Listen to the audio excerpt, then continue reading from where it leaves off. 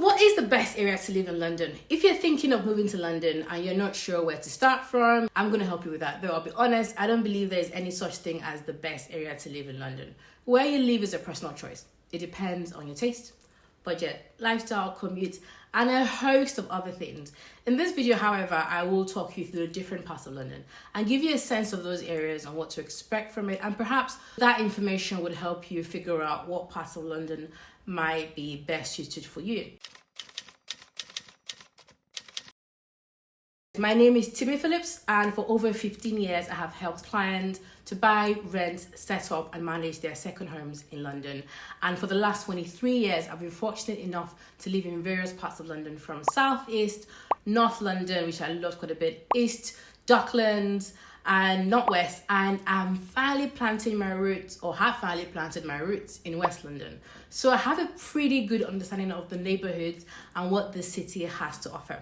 If they were to ask me to explain what London is, I would say London is a cluster of villages, each with its own distinct rhythm and identity. And it is constantly evolving, growing from the not so appealing areas who then become the new belle of the ball. And given the variety in vibes, architecture, London can actually accommodate different tastes, from the villagey type lifestyle, hip and eclectic, the grittier vibes, to the ethnically diverse neighbourhood that reminds you of home.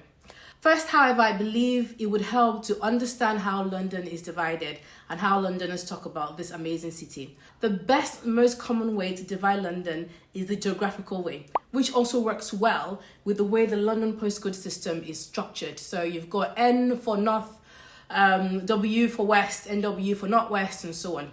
So most people would slice and dice London using geographical terms like North, South, East, but they sometimes refer to it as well as in the zones, so zone 1, 2, 3, and on and on.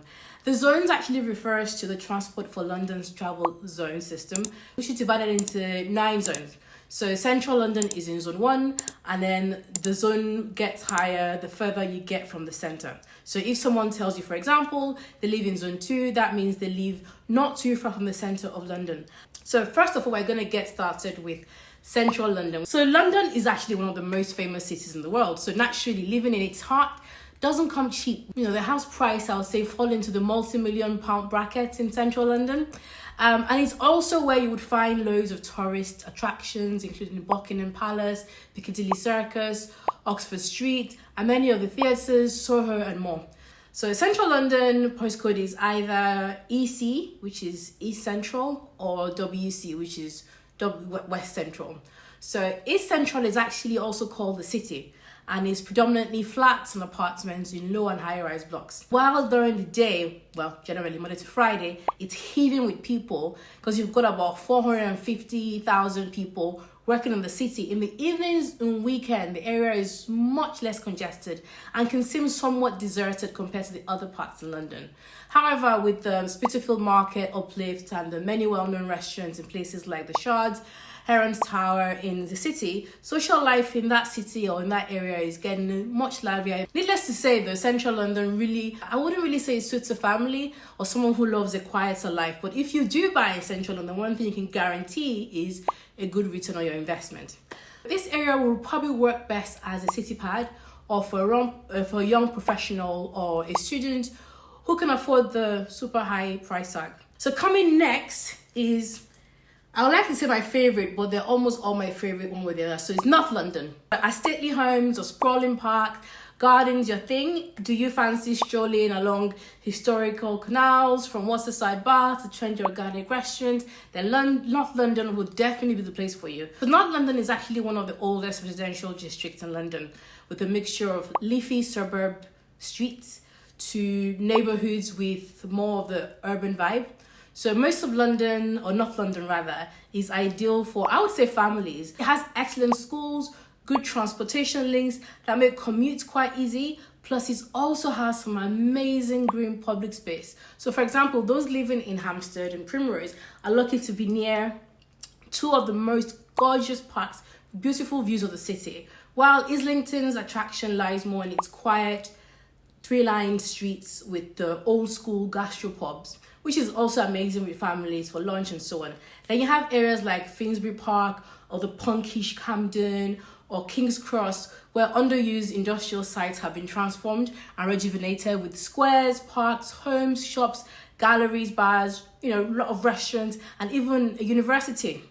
So North London is quite eclectic that way, and it covers quite a broad range of styles and spaces and vibes. Next is South London. South London is a bit strange because South London generally refers to the area south of the river, though even that is somewhat of a broad term and not very precise, especially with areas that fall sort of like into the southwest or southeast, but they're still technically in the south. So South London is interesting. Sort of an interesting collection of village-like areas that combine the best of suburbs and city living. South London also boasts many well-known attractions like Tate Modern, South Bank Centre, and all the sort of like the more hidden gems like the, in my opinion, unambitious Mulby Street Market in Bermondsey, or the off-the-beaten path foodie destinations in Peckham and Tooting. And then you've got the indie boutiques, the chic cafes in Wimbledon Village, to Brixton, which is a true cultural melting pot. Then you also have Streatham Common, that is the perfect place to hang out when the sun is out, which is currently out, which you're just hoping that it stays that way for a long time. Or you've got Herney Hill, which has a fantastic community feel, and it has loads of independently run boutiques and cafes. And then you've got the heart of Dulwich, where we have Dulwich Park, which covers 29 hectares and packed with historic features and perfect for picnic spots. So it's amazing in terms of variety. And of course, let's not forget Wimbledon, which, if you're being extremely technical, is in southwest of London. So West Londoners may lay claim, but that is a story for another day. Anyhow, the famous Wimbledon is an affluent residential area, home to the Championship Tennis Tournament and Wimbledon Tennis Museum. You also have Wimbledon Common, that draws walkers, cyclists, while the smaller Wimbledon Park attracts families with its playground, lake, and so much more. So I could go on, but you get the gist. South London has a lot to offer. Moving on swiftly, next we have West London, which is where I planted my roots. This area is known for its charm and sophistication. It stretches from the more cultured Marylebone to suburban Acton. Plus, it is home to famous parks, street markets, iconic museum, palaces, and independent shops, which most of London has independent shops, but let's leave that aside. The closer you are to central London, the more expensive it does get though. That said, there are still affordable pockets of West London, which are close enough to the action without breaking the bank. That said, you will find some of London's most sought after and pricier postcode in West London. Areas such as Mayfair, Marylebone, Harley Street, that share the prestigious W1 postcode. While Bayswater and Paddington are listed in W2, you've got Kensington, Holland Park, Notting Hill, all between W8 and W11. Then further along the postcode, you will then find other popular neighbourhoods such as Chiswick, Ealing, Hammersmith and Fulham. You've got a few other famous areas in West London where families prefer to buy property. You've got Richmond, Kingston, Twickenham, and these areas have big houses, tree-lined streets and green public spaces for recreation. Properties in West London vary from period mansion blocks in Marylebone to large semi-detached houses in leafy Ealing.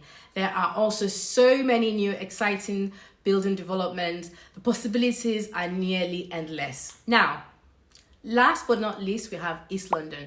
And if you love a blend of history, culture, hipper than hipster bars, independent shops, galleries, then East London is a place for you. This area is an amazing melting pot of cultures, architectural style, plus it has benefited from a lot of major regeneration projects, which has led to it exploding in popularity, though it's still fairly grittier than most of other parts of London. And you've got one of the most notable attractions, which include the Olympic Park in Stratford, the famous O2 Centre venue, Docklands Marinas, and the sailing clubs, art galleries. You've got art house cinemas, plus the iconic markets, which include one of my favorite, Colombian Flower Market, which is famous for being one of London's oldest flower markets. You've got Borough at London Bridge. You've got Brick Lane, where you can browse through boho shops, enjoy a huge selection of tasty, authentic curries, and you also find a wide variety of traditional pubs, cool retro bars and cafes. It's a more fashionable place to live in and work as well. Though, like I said earlier on, East London will still be considered far grittier than other areas in London. It also varies in terms of areas extending from the more trendy Walthamstow in the north of East London to the smart Docklands area in the south of London, with neighbourhoods ranging from the edgy and creative to the chic and luxurious. The prices are actually still more affordable in many parts of East London. Plus, it's a quick train out of London into glorious Kent and the countryside. And also you can have access to the spectacular coastline where you want to escape, if and when you want to escape the city. Ultimately, London is such a blend of architecture and the areas that go as far back as the 16th and 17th century to the newer, shinier buildings and modern architecture. You would find so many options in terms of style and vibe. I hope you have enjoyed this video. There is so much more to each area. This is just scratching the surface. So I will be diving into each area in more details in other videos. So make sure to subscribe so you don't miss out on any of those. Thank you.